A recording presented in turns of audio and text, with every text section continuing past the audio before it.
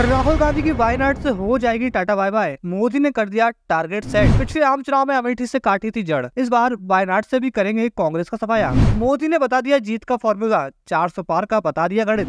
लोकसभा चुनाव 2024 के पहले चरण में 21 राज्यों और केंद्र शासित प्रदेशों की 102 सीटों पर मतदान समाप्त हो गया है।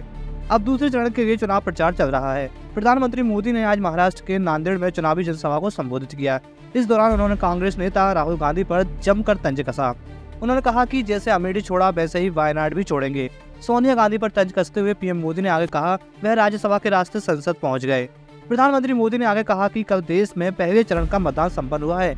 मैं वोटिंग करने वाले सभी लोगों को, विशेषकर हमारे पहली बार वोट दे रहे लोगों को बहुत बधाई देता हूं और उनका आभार भी व्यक्त करता हूं। मतदान के बाद अलग अलग लोगों ने बूथ लेवल तक जो विश्लेषण किया और जो जानकारियां मिल रही हैं, उससे ये विश्वास पक्का हो रहा है कि पहले चरण में एनडीए के पक्ष में एक तरफा मतदान हुआ है। पीएम मोदी ने आगे कहा कि आने वाले 25 साल तो विश्व में भारत के महानतव्य के वर्ष हैं। इसके लिए अधिक मतदान हमारी लोकतांत्रिक ताकत का परिचय दे रहा है। वोटर भी देख रहे हैं कि कैसे इंडिया अलायंस के लोग अपने स्वार्थ में अपने भ्रष्टाचार को बचाने के लिए एक साथ आए हैं।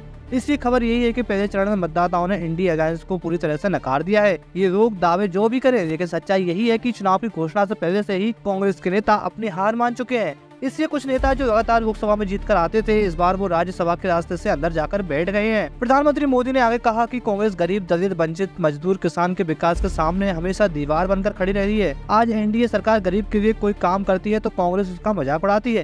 कांग्रेस ने दशकों तक महाराष्ट्र, खासकर विदर्भ एवं मराठवाड़ा के विकास का दम घोटने का काम किया है।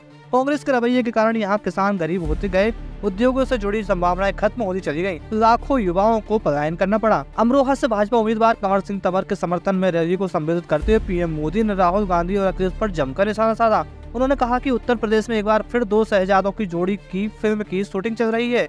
इन 2 शहजादों की फिल्म पहले ही रिजेक्ट हो चुकी है। पीएम मोदी ने कहा कि वो हर बार परिवारवाद, भ्रष्टाचार, तुष्टीकरण की टोकरी उठाकर जनता से वोट मांगने निकल पड़ते हैं। पीएम मोदी ने विपक्षी नेताओं पर लोगों की आस्था पर हमला करने का भी आरोप लगाया।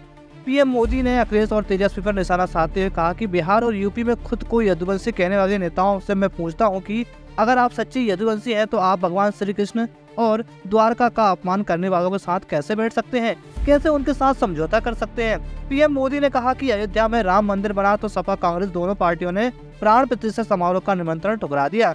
पीएम ने कहा कि वोट बैंक के भूखे लोग प्रभु राम के प्राण प्रतिष्ठा के अवसर पर निमंत्रण ठुकरा दिया। वहीं दूसरी ओर जो जीवन भर बाबरी मस्जिद का केस लड़ते रहे वह हार गए, लेकिन प्राण प्रतिष्ठा के कार्यक्रम में शामिल नहीं हुए। बता दें कि पीएम मोदी का इशारा राम जन्मभूमि बाबरी मस्जिद मामले के मुद्दे इकबाल अंसारी की ओर था। वह राम मंदिर के प्राण प्रतिष्ठा समारोह में शामिल हुए थे।